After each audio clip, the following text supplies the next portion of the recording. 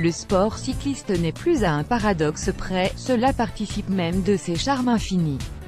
En voilà un qui m'intrigue cette semaine, maintenant que la doyenne a majestueusement bouclé la campagne des classiques 2018, ce printemps magnifié par des courses très ouvertes dans leur physionomie n'en a pas moins été dominé par un inébranlable bloc, celui de la Quick-Step. Et, si Sagan fait toujours ce que bon lui semble, d'autres formations comme Astana n'ont pas manqué de nous rappeler que, même avec un coureur en moins, le collectif reste le socle du succès. Pour peu qu'on sache l'exploiter et l'adapter. Qu'importe les évolutions, le printemps appartient ainsi aux hommes de Patley-Févéré. Cela valait déjà du temps de la Mapei, et c'était plus vrai que jamais en 2018. Avec le numéro de Bob Jungels dimanche, la Quick-Step Floors s'est adjugé un deuxième monument, un 11e bouquet sur 15 courses d'un jour disputées en Belgique, et un 27e succès toutes courses confondues cette saison, mais avis à ceux qui se réveillent en juillet, ce One Team Show au moment de glaner les succès ne veut pas dire qu'on a vu une seule formation contrôler la course comme les Sky sur le Tour. Ce printemps, il y avait d'autres options tactiques à faire valoir. On commence la course avec 3, 4, 5 coureurs qui peuvent gagner, et on va jouer avec toutes les cartes, expliquait ainsi Jungels dimanche, après avoir confirmé qu'il roulait avant tout pour Julian Alaphilippe.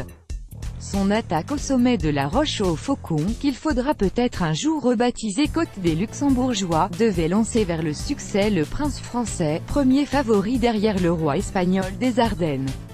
Alaf n'a finalement pas eu l'occasion de détrôner une deuxième fois Valverde, son frère de la meute des loups. Quick-Step était trop fort.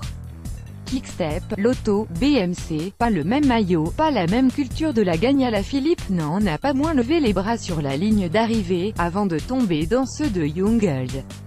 La veille au soir, les deux compagnons de Chambry regardaient des vidéos des dernières éditions de la doyenne. Ils ont revu le triomphe d'Andy Schleck, favorisé par l'introduction de la Roche aux Faucons et l'emprise de sa formation CSC qui avait décidé de durcir la course au maximum pour son leader. Ils ont aussi revu la victoire de leur équipier Philippe Gilbert, champion émérite mais l'un des quelques coureurs Quick-Step à ne pas avoir encore gagné cette année. Ça ne l'a pas empêché de franchir lui aussi la ligne bras levés, il y a 3 semaines, pour célébrer la victoire de Niki Terpstra. On pourrait finir par croire les Quick-Step quand ils mettent en avant leur osmose collective pour expliquer leurs innombrables succès. Julian Alaphilippe Quick-Step Floors s'envole dans le mur de 8 pour distancer Alejandro Valverde, Movistar, et s'offrir la flèche wallonne 2018. Getty Images. On pourrait même finir par croire que c'est facile. Avec autant de champions dans l'effectif, évidemment, qu'ils vont rafler les bouquets. Et puis on voit le spectacle des Lotto Soudal sur cette semaine ardennaise. 3 coureurs parmi les plus forts du peloton, Van Under, Wellens et Benoît, une belle prise de bec après la flèche, de nouvelles incompréhensions en course sur la doyenne et aucun succès à l'arrivée. La culture de la gagne, ça ne s'invente pas. Et peut-être a-t-elle déjà fui Greg Van Avermaet et la BMC, structure en sursis depuis qu'elle est orpheline de son fondateur Andy Rie. Un impact psychologique, la gagne, chez Astana, on connaît. Pendant qu'Alexander Vinokourov s'offrait un répit judiciaire, report de son procès, pour corruption autour de l'édition 2010 de la doyenne, et mettait la pression sur ses bailleurs de fonds kazakhs, ces hommes en bleu ciel ont aussi fait parler la force du nombre. Mais dans des registres totalement différents, outsiders sur les courses d'un jour, ils ont vu Michael Valgren tirer parfaitement son épingle du jeu tactiquement sur le HT Nieuwsblad et l'Amstel. Sur une épreuve par étape comme le Tour d'Oman, le collectif Astana s'exprimait à nouveau façon rouleau compresseur, en suivant la formule US Postal, Sky.